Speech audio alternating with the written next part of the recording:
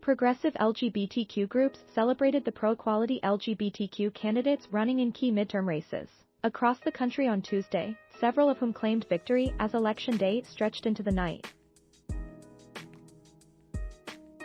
Becca Balint and Maura Healey were among the first candidates whose races were called, both becoming the first women and the first LGBTQ people elected to, respectively, represent Vermont in Congress and serve as governor of Massachusetts.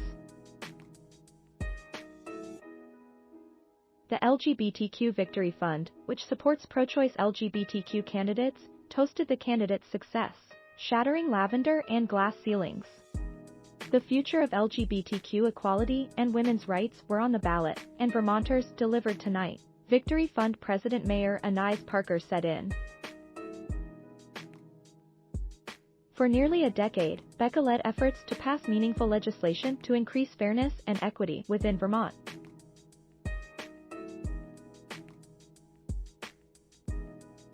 Now, she is ready to do the same in Congress. In a press release announcing Healey's victory, Parker said, "In the face of so much hate and intolerance sweeping our nation, her win is a sign, especially to LGBTQ kids in desperate need of hope, that LGBTQ people have a place in American society." Just before midnight, the Victory Fund called Robert Garcia's victory for California's 42nd Congressional District. Garcia will be the first openly gay immigrant elected to Congress. "We are confident Robert's deep policy experience and ability to build strong, diverse coalitions will make him an exceptional legislator," Parker said.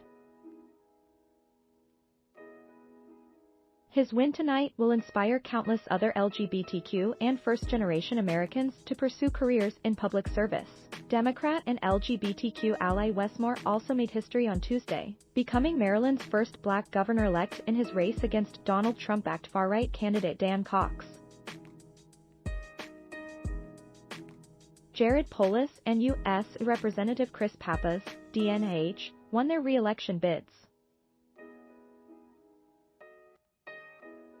Democrat and LGBTQ ally Maxwell Alejandro Frost, 25, became the first-generation Z candidate to win a congressional seat, where he will represent Florida's 10th congressional district in the House. Per pool reports, by 11:30 p.m. MST, President Joe Biden made congratulatory calls to Healey, Polis, Senate Majority Leader Chuck Schumer, DNY, U.S. Sens.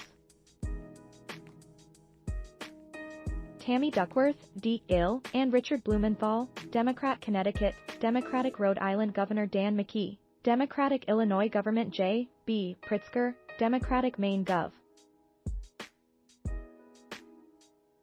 Janet Mills, U.S. Senators Michael Bennet, Democrat Colorado, Maggie Hassan, DNH, and Alex Padilla, Democrat California, U.S. Representatives Lisa Blunt Rochester, Democrat Delaware, Abigail Spanberger, Democrat Virginia, and Jennifer Wexton, Democrat Virginia, U.S. Senator Chris Van Hollen, Democrat Maryland.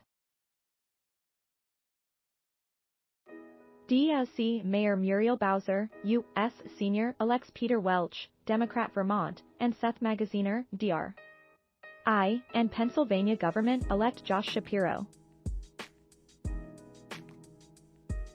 Meanwhile, Tina Kotek is locked in a close race for Oregon's governorship whose outcome may not be clear until later this week. If elected, she would join Healey as the nation's first openly lesbian governor. And the fates of LGBTQ candidates in closer races for seats in the lower chamber are still unclear. Thanks for watching. Please subscribe.